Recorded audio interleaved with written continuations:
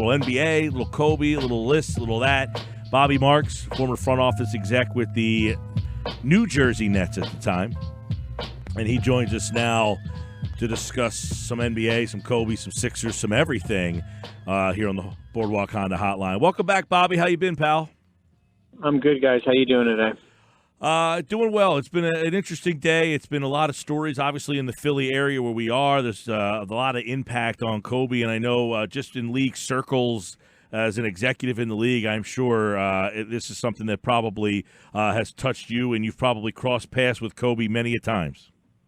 Yeah, I mean, it was more, just kind of disbelief right now. I mean, it's starting to wear off a little bit, but, we had gotten a notice from our newsroom probably a little after 1 about, the reports that there was something out there, and you just couldn't believe it, right? I mean, like, you just, you had seen him on TV with his daughter. You had seen him tweeting after the game when LeBron moved past him, and you basically thought a guy was, invincible. And, I told the story this morning, and, that I really never told about, he was my first scouting assignment. I was a year out of college in 96, and back then, you didn't really have many scouts. It was kind of a all hands on deck, and I went down and took the train down to Philly and saw him. I think he was either playing out Drexel or LaSalle, and in a tournament game, and that's kind of my first impression on Kobe Bryant, and then bringing him to New Jersey on 3 or 4 workouts that year of the draft, that great draft class, and then just competing against him for until I left the Nets in 2015. But yeah, just really just in shock, and just feel terrible for everyone that was involved in that. Now, Bobby, you had tweeted out that it was the greatest draft workout ever. Was Kobe back in 1996. How much did him and coming out of high school surprise everybody, or was it not? Because I mean, I recall him entering the draft saying, "I'm going to take my talents to the NBA," and people were kind of like, "This is out of right field. Who is this guy?" But you're saying that no, you saw his workout and felt like this guy's going to be special. Well, I saw him in person. I went down there and I knew that he had a chance to be special because.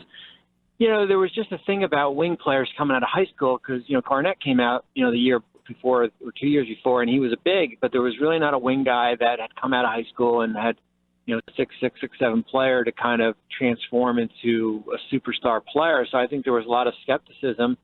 As I say, it was the greatest draft workouts, and I think there was 3 altogether, I believe.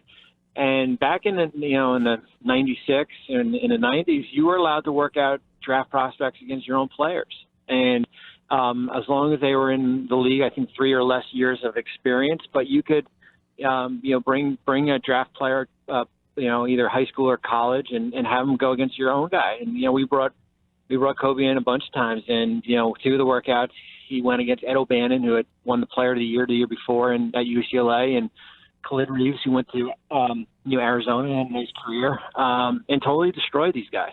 I mean, it wasn't even like a contest. And by the 3rd time we brought him up, his agent won. I don't think any of our guys wanted to compete against it, but he basically went against Air. And and I said, we can debate back and forth what happened, why didn't we pick him, and a lot of it had to do with a young coach and John Calipari and.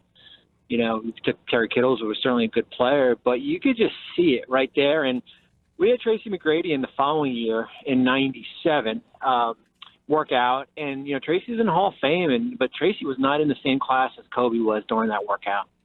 Yeah, you mentioned that you took Kerry Kittles. The Nets took him at number 8, and I know you're just a young scout at the time. Would you say you were in your early 20s? I was a year out of college, and I played college football. I don't think many people were listening to this 22-year-old kid. But hey, Well, were you trying to convince anyone that will listen? No, Kittles isn't the guy. It's this kid.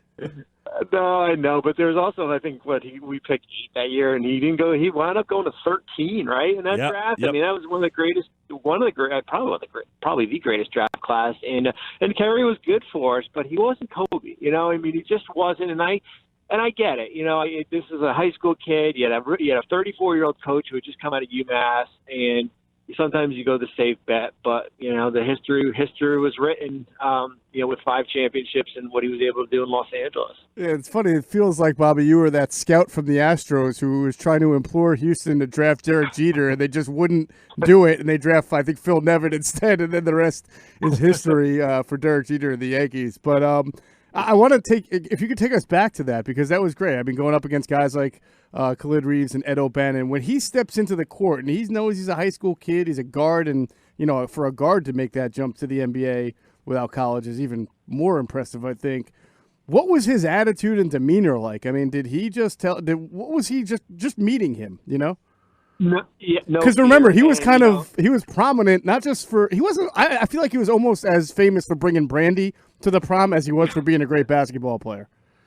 Well, you're right, and I mean there was no fear. And back then, I think I had 20 different jobs, and one of them was the guy that picked these guys up at the airport or the train station and made sure they got to the workout. So, also worked the workouts and the practices, and he had no fear. I mean, he really did. And the funny thing was that this workout was conducted at Fairleigh Dickinson Teaneck. We shared a gym with the volleyball team / women's basketball team. We didn't have our own practice facility. And it was basically like 3:00 in the afternoon here. And you could just tell. I mean, you could tell that, there was still some work to do, but he wasn't like you see some of these kids come in now and, they're 2 years away from 2 years away, but you could tell he could hold his own. He can defend.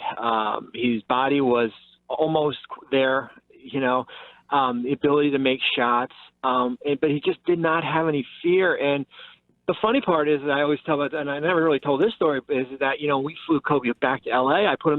One of my jobs was the travel coordinator, and I put him in a middle seat.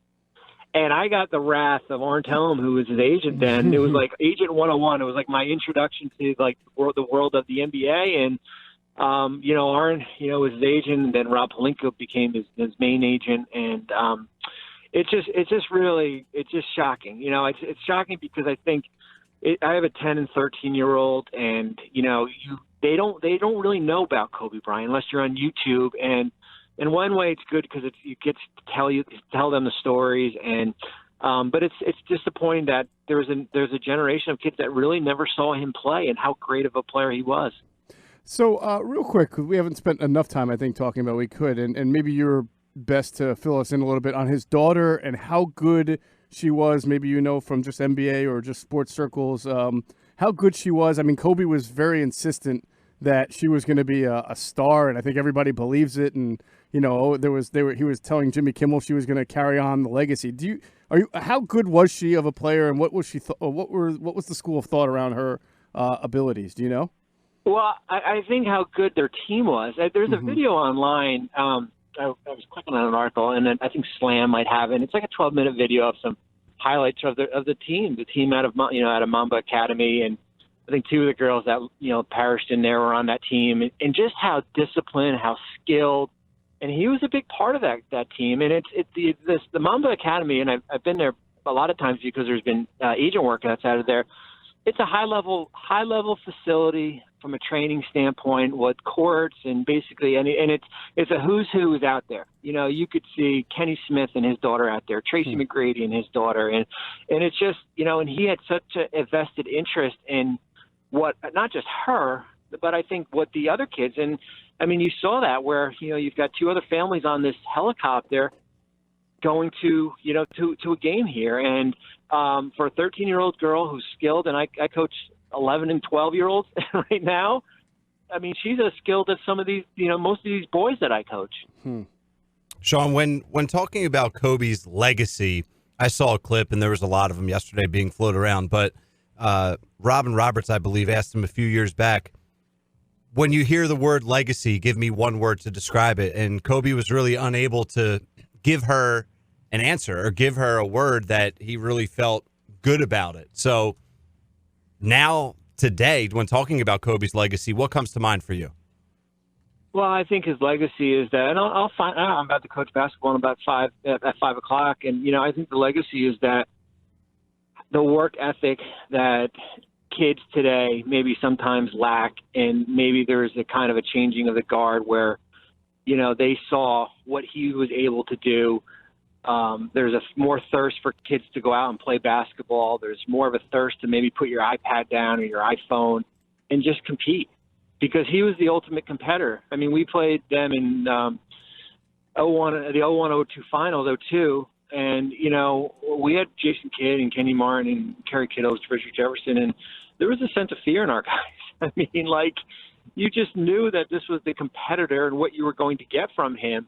But, yeah, I mean, the legacy, I think, is that hopefully that after this week, we don't forget about him, because that's usually the norm in this society, right? We have a tragedy, we talk about it, and then we kind of move on to something else. But hopefully that the generation that didn't get to watch him play gets to learn him, and that's kind of where his legacy goes. Bobby Marks, former executive with the Nets, now ESPN front office insider.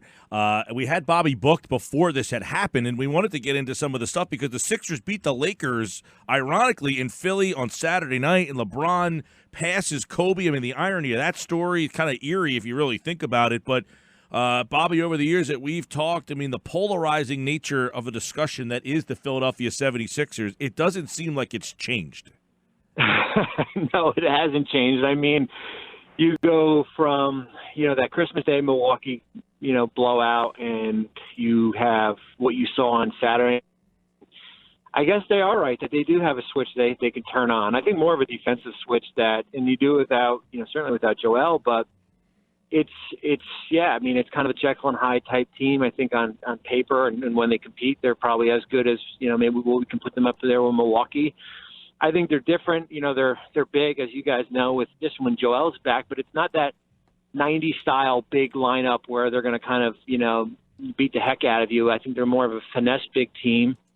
But it's making other guys kind of get out of their comfort zone. You know, we see with Ben, with Matisse Thybulle. I mean, defensively, how good he's been here. So I always say if you can kind of get to the finish line in one piece, with, you know, especially with Philadelphia, and stay out of that 4-5 range, 2-3, then I think they'll be in good shape until you get to an Eastern Conference Finals. But the hard part, is you guys know, is that, you know, the ability that if you don't, you're going to have to win on the road, or you're going to have to face a really good Milwaukee team. So yeah, it's a Jekyll and Hyde. I mean, I'd like to see them win some games when we get on the road. I think that's been really their biggest Achilles here. At Bobby Marks 42, he's got a great article on the trade deadline coming up, and as it gets a little closer, we'll have to bring Bobby back on to dive a little deeper, into the Sixers and the deadline and all that stuff. As Bobby, we do appreciate you spending some time with us here and talking a little bit about Kobe. Thanks, guys. Appreciate it. Yeah, Bobby Marks, front office insider, ESPN, former VP, assistant GM with the New Jersey, Brooklyn Nets, and those stories. Imagine being the 22-year-old kid who has to try to go convince his boss, hey, there's this guy that I just saw that I think you should draft over Kerry Kittles. I mean, awkward. He couldn't, like, if you bring Kobe in and he outschools guys who are college stars like Ed O'Bannon, there's not somebody in that organization who thinks, you know what? I mean, it's what we talk about this a lot in different variations, but the NBA draft, man, it's a crapshoot. It's a crapshoot. If you go back to that draft, luck. He talked about how good it was. Iverson, Marcus Camby, Sharif Abdul-Rahim, Stephon Marbury, Ray Allen, Antoine Walker. They're your first 6 picks. And then Allen got traded from Marbury immediately after, on that night. There was a couple busts in there, 7, 8, 9, 10, 11, 12, and then Kobe. That's amazing. Kobe, and by the way, Peja Stojakovic, Steve Nash, 13, 14, 15, Jermaine O'Neal, 17. Another high school kid. You know what's amazing is how much the NBA has changed just since Kobe retired, which is not that long ago. But the NBA is a totally different game now. Well, it really evolved while he was in it. Right. I mean, look at the NBA Finals in 2000 and look at the NBA Finals in 2010. He was in both, and the difference of the game. And he had to transition it from the Jordan era into almost what would now be the Kobe era, the LeBron era, transcend it into the LeBron era. Yeah. I think the overseas influence and what the Warriors did with three-point shooting has changed the league even so quickly over the last 5 years. It's almost unrecognizable to 10 years ago.